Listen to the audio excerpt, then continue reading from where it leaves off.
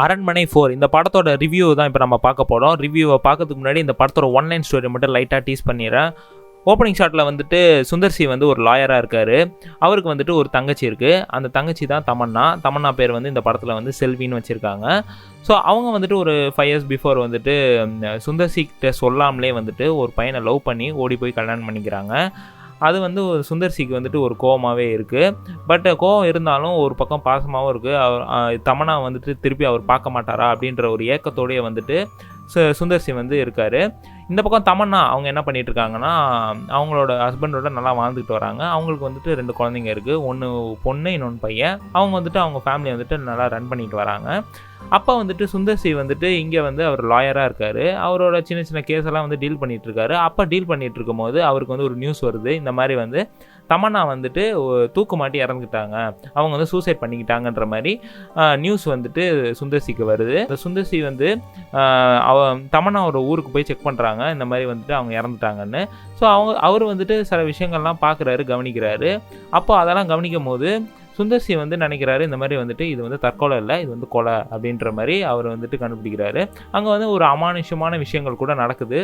So Sundar சிக்கு வந்து இந்த மாதிரி விஷயங்கள் நடக்கிறதுனால அவர் வந்து போலீஸ்கிட்ட வந்து போய் கம்ப்ளைண்ட் பண்ணுறாரு. பட் போலீஸும் வந்துட்டு இது வந்து சூசைட் தான் அப்படின்ற மாதிரி சுந்தர் சியை வந்து கன்வின்ஸ் பண்ணி அனுப்பிச்சிடுறாரு.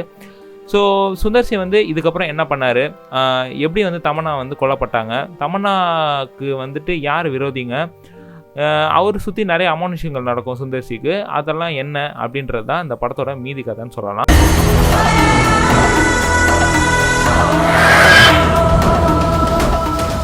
ஸோ இந்த படத்தோட கதையை வந்து லைட்டாக தான் டீஸ் பண்ணியிருக்கேன். இந்த படத்தில் வந்துட்டு நிறைய ட்விஸ்ட் அண்ட் டர்ன்ஸ் இருக்குது. ஸோ இந்த படத்தை யாரெல்லாம் ஃபஸ்ட்டு பார்க்கலாம் அப்படின்னு நான் சொல்லிடுறேன்.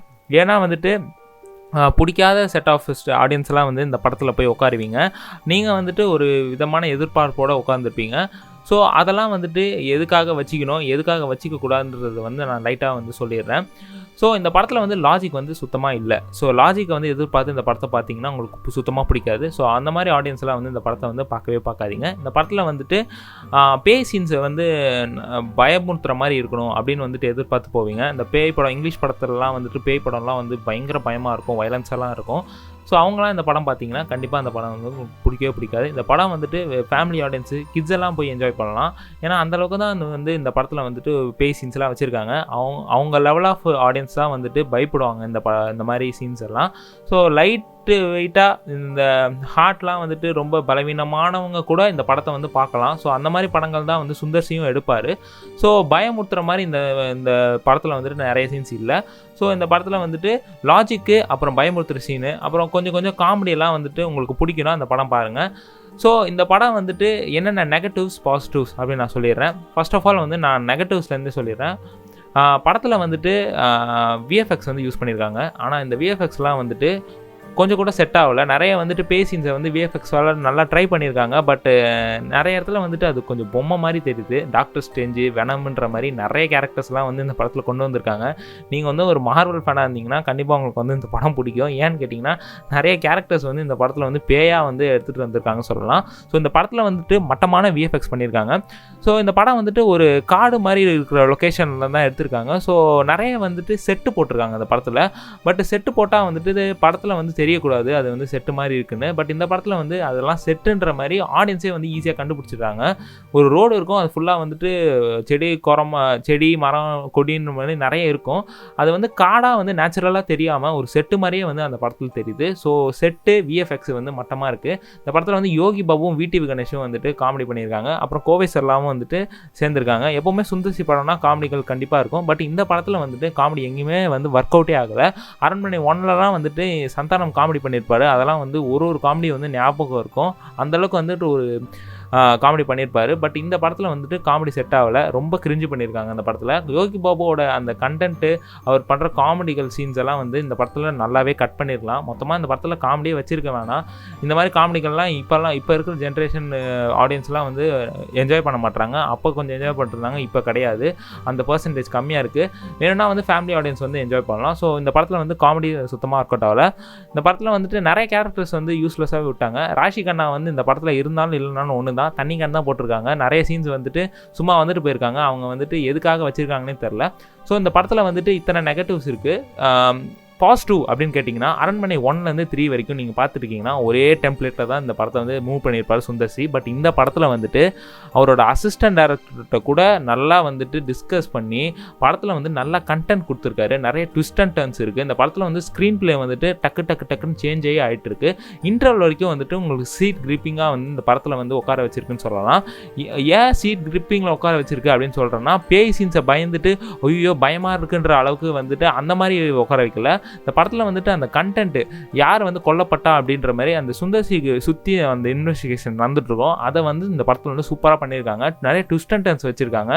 ஒரு பேய் இல்லாமல் 2 பேய் இருக்குது. ஸோ நீங்கள் இந்த படத்தை வந்து அந்த கண்டென்ட்காகவே நீங்கள் வந்து கண்டிப்பாகவே பார்க்கலாம்.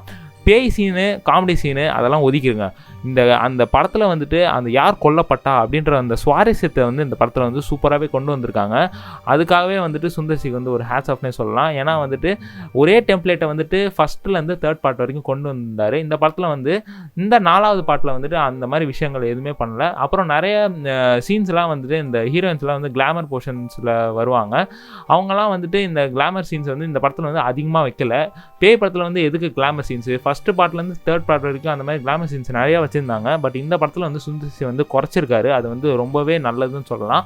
இந்த படத்தில் வந்துட்டு அந்த யார் கொல்லப்பட்டா அப்படின்ற விஷயத்தை வந்து இன்டர்வல் வரைக்கும் வந்துட்டு அந்த ஸ்க்ரீன் பிளே வந்து ஃபாஸ்ட்டாக வச்சுருக்காங்க. ஸோ அதுக்காகவே இந்த படத்துக்கு வந்து நான் 5 ஸ்டார்ஸ்க்கு 3 ஸ்டார்ஸ் தருவேன். கொஞ்சம் வந்து அந்த டெம்ப்ளேட்டை சேஞ்ச் பண்ணியிருக்காரு சுந்தர்சி. ஒரே மாதிரி எடுக்காமல் கொஞ்சம் வித்தியாசமாக எடுத்திருக்காரு. பட் பேய் சீன்ஸை வந்து இன்னும் பயமுறுத்துற மாதிரி எடுத்திருந்தாருன்னா இந்த படம் வந்து சூப்பராகவே இருந்திருக்கும். கிளைமேக்ஸை வந்து வழக்கம் போலவே மொக்கையாக்கிட்டாங்க. கிளைமேக்ஸ் எல்லாம் வந்துட்டு நீங்கள் உட்காந்து தேட்டரில் பார்க்கவே முடியாது. அவ்வளோ கன்றாவியாக இருக்கும். ஒரு மாதிரி வந்து விஎஃப்எக்ஸ்லாம் பண்ணி அதே மாதிரி வந்துட்டு ஒரு கோயிலில் வந்துட்டு ஒரு சாமி பாட்டை போட்டு அதே மாதிரி தான் பண்ணியிருக்காரு. ஸோ கிளைமேக்ஸ் எல்லாம் வந்து கண்டிப்பாக பார்க்க முடியாது. பட் இன்டர்வலுக்கு அப்புறம் என்ன நடக்க போகுதுன்ற அந்த சுவாரஸ்யம் வந்து இந்த படத்தில் வந்து சூப்பராகவே இருக்குது. இந்த படத்தில் வந்து காமெடியும் அப்புறம் பேய் சீன்ஸை வந்து நல்லா பண்ணியிருந்தாங்களாம். இந்த படம் வந்து சூப்பரான படமாக இருந்திருக்கும். கிளைமேக்ஸையும் இன்னும் சூப்பராக பண்ணியிருக்கலாம். அதெல்லாம் வந்துட்டு கேவலம் பண்ணிட்டாங்க. பட் இன்டர்வலுக்கு அப்புறம் சில சீன்ஸ் எல்லாம் இருக்குது. அதுக்காகவே இந்த படம் வந்து பார்க்கலாம். ஸோ கண்டிப்பாக இந்த படம் வந்து தேட்டரில் போய் பார்க்கலாமா அப்படின்னு கேட்டிங்கன்னா யங்ஸ்டர்ஸுக்கு இந்த படம் பிடிக்காது. ஃபேமிலி ஆடியன்ஸு கிட்ஸ் எல்லாம் வந்து நல்லாவே என்ஜாய் பண்ணுவாங்க. காமெடி வந்துட்டு ஓரளவுக்கு ஒர்க் அவுட் ஆகிருக்கு. யோகி பாபு முடிஞ்ச அளவுக்கு ஃபுல் ஆஃப் பண்ணியிருக்காரு. பட் அந்த அளவுக்கு எனக்கு ஒர்க் அவுட் ஆகலை.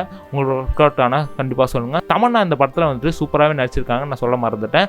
அவங்க வந்துட்டு இந்த படத்தில் வந்து பயங்கரமான ஒரு கேரக்டர் பர்ஃபார்மன்ஸே பண்ணியிருக்காங்க. அவங்களுக்காகவே வந்துட்டு இந்த படம் ஓடணும்னு நினைக்கிறேன். ராஷிகண்ணா வந்துட்டு இந்த படத்தில் எதுக்கு இருக்காங்கன்னே தெரில. ஸோ கண்டிப்பாக போய் தேட்டரில் பாருங்கள். இன்னொரு சந்திக்கு இருக்கும். ஆஃபன் கைஸ் வரட்டா.